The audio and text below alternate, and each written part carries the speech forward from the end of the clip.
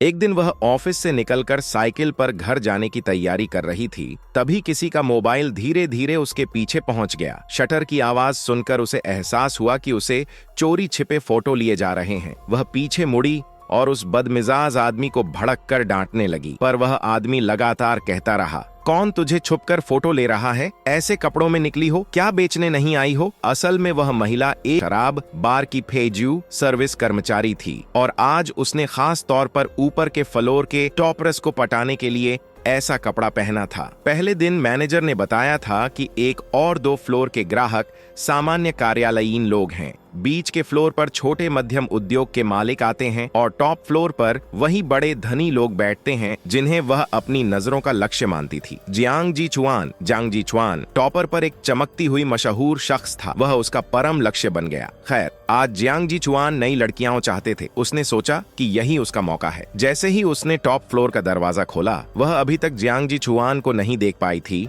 कि असिस्टेंट ने हर एक को लाल लिफाफा दे दिया और कहा कि बॉस को फौरन किसी आपात काम में जाना है, इसलिए वे पहले घर जा सकती हैं। यह सुन वह बहुत खुश हुई। पहले ही दिन उसे बड़ा लाल लिफाफा मिल गया। दो लोग जाते ही बॉस खून से लथपथ कमरे से निकले और असिस्टेंट से कहा कि कोई ऐसा रास्ता ढूंढो जहां कैमरा ना हो। जियांग जू, जल्दी कपड़े बदलो। ऐसे में बॉस ड्राइवर की वर्दी पहने पार्किंग की ओर चले गए और संयोग से वह महिला एक लग्जरी कार के पास खड़ी थी और पैसे गिन रही थी। जब उसने देखा कि वही लग्जरी कार उसका टारगेट जियांग जी चुआन की हो सकती है, तो उसने उन्हें पहचानते हुए कहा, जियांग साहब नमस्ते, मैं हूँ मोकियन। लेकिन बॉस ध्यान नहीं देना चाहते थे और कार का दरवाजा खोलने लगे। तब महिला ने उन्हें रोका। वह बोलती है, ऐसी छोटी मोटी बात के लिए मालिक खुद क्यों करें, मैं मदद कर लेती हूँ। इससे पता चला कि बॉस की जेब में असल ड्राइवर की आईडी थी। गुस्से में महिला ने ड्राइवर को थप्पड़ मारते हुए कहा कि वह धोखा दे रहा है। अपने बॉस की कार खुद चलाकर मालिक बनकर आया है ताकि पैसे और रंग दोनों उठा सके। उसने कहा कि वह असली जियांग जी चुआन नहीं है। ड्राइवर ने और दिखावा किया। तब महिला ने उसके कपड़ों को टेस्ट किया और कहा कि ये सस्ते बाजार के कपड़े हैं और वो फिट भी नहीं करते।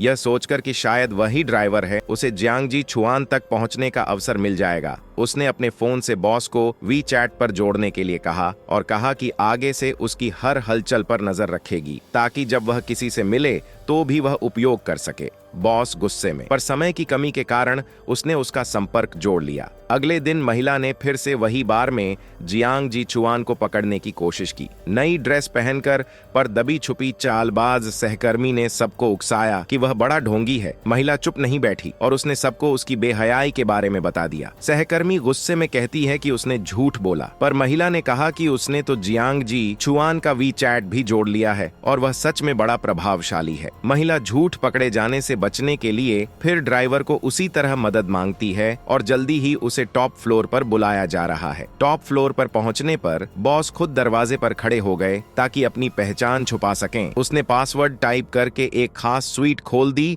और महिला हैरान हो गई कि वह उन्हें पासवर्ड कैसे पता चला। बॉस ने झूठ बोला कि उसने एक बार देखा था इसलिए याद रख लिया। अंदर जाकर देखा कि कोई नकली व्यक्ति चुपचाप जियांग जी चुआन के शराब पी रहा था।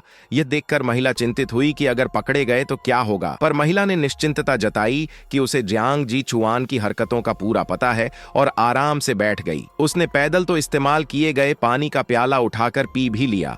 वह हाथ धोने का पानी था। बाद में उसने अपने साथियों द्वारा तंग किए जाने और अपमानित किए जाने की सारी बातें बताईं। यह जानकर बॉस को महसूस हुआ कि महिला की जिंदगी आसान नहीं है। बोला, तुम तो ड्राइवर लगती हो, पर क्यों इतनी कोशिश कर रही हो? महिला बताती है कि वह कांटेक्ट में जियांग जी चुआन तक पहुंचना चाहती थी, पर बॉस मुस्कुराते हुए उसे असल पहचान बताते हैं और मामला शांत हो जाता है। बॉस ने उसकी उपयोग की हुई शराब की ग्लास छीन कर फेंक दी। फिर कहानी फिर से उसी सीन पर लौटती है। वह ऑफिस से बाहर आकर साझा साइकिल पकड़ने की कोशिश कर रही थी। तभी किसी गंदे आदमी ने उसके स्कर्ट के नीचे चोरी से फोटो लेने की कोशिश की। उसने उसे पकड़कर चिल्लाना शुरू कर दिया और बदमाश ने कहा कि ऐसे कपड़ों में निकली थी तो उसने क्यों हैरान होना। वह महिला गरजते हुए कहती है कि वह एक जंग हुई जगह की कर्मचारी है और ऐसे फोटो चुराना शर्म की बात है। फिर वहीं ड्राइवर आ गया। वह कहता है कि वह आजाद नहीं है कि वह उसकी कार में बैठे, क्योंकि इससे उसका काम चली जाएगा। कुछ ग्राहक बार में बड़ी रकम खर्च कर रहे थे और मो कियन पर दबाव बना रहे थे। उन्हें सम्मान चाहिए था। अंत में हालात और भी उलझते हैं और उसे सिखाया जा रहा है